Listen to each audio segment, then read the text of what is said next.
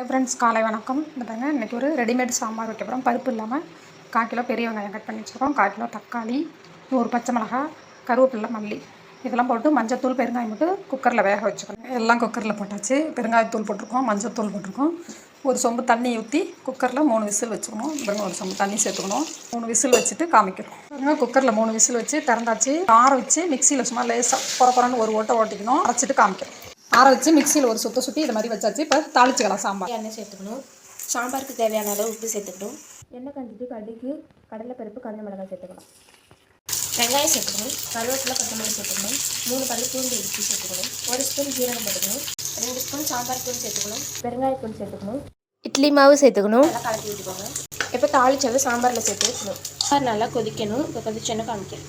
பாருங்க, சாம்பார் ரெடி ஆகிடுச்சு. இப்போ அடுப்பு ஆஃப் பண்ணிக்கலாம். பாருங்கள், இட்லி ரெடி ஆகிட்டு, சாம்பார் ரெடி ஆகிட்டு நான் சாப்பிட போகிறேன். Bye guys.